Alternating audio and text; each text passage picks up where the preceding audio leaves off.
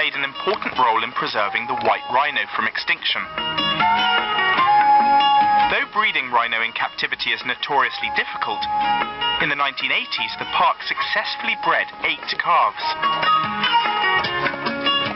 Adult male Winston moved here in 1993 from Windsor Safari Park.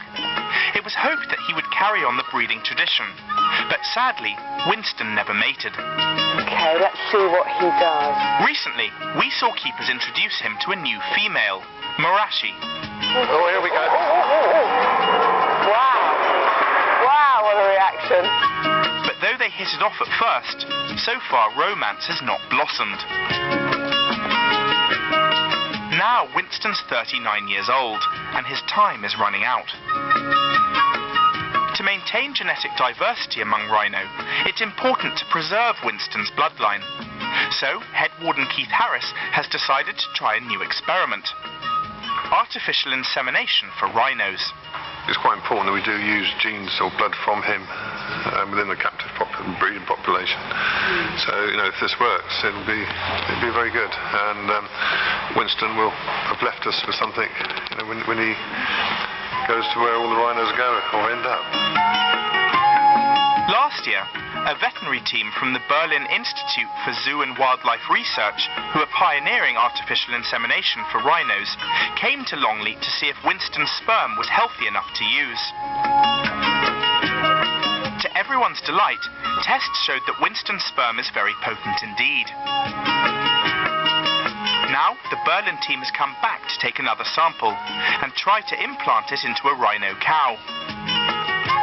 Vet Robert Hermes is hopeful that using their new technique, Winston could become a father at last. The serum collection lasts about 20-30 minutes.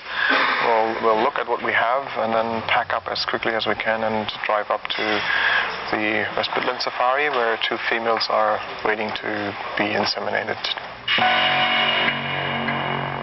But first, Winston must be sedated. It's a painless procedure, but the gun is needed to get the syringe through Winston's thick hide. To keep him calm while the drug takes effect, keepers muffle his ears and cover his eyes.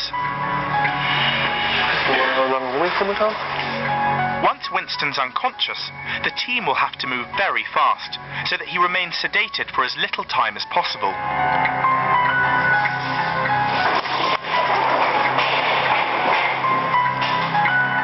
It's a rare opportunity to get a really close look at Winston. Last time he was sedated, a tumour was discovered on one of his testicles, and now Keith needs to find out if it's grown. Well, they've just been scanning the testis that had the tumour on, and I think the early thought is that it hasn't actually grown in size any more than the last time, so that's slightly encouraging. Can I get you here to hold this? Come on. In order to extract sperm, Winston must be unconscious, but not too deeply asleep. Moment by moment, vet Mark Combert monitors his condition. These spasms are normal. It's sort of a nervous reflex reaction. So it's not that he's waking up.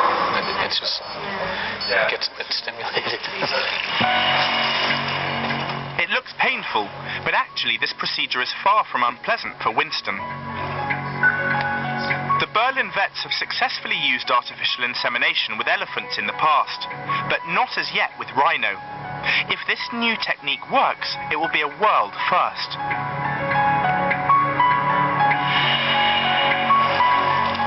He's a bit too awake, so we're going to give him more. We're going to give him 0.05 mLs of immobilon. Yeah, it's going okay. I think we've had to give him a little bit more to relax him. He's slightly a bit more tense today, which could be a lot of reasons. But no, they're actually getting sperm as we speak, so it's all going according to plan. We'll catch up with Winston and the team later on.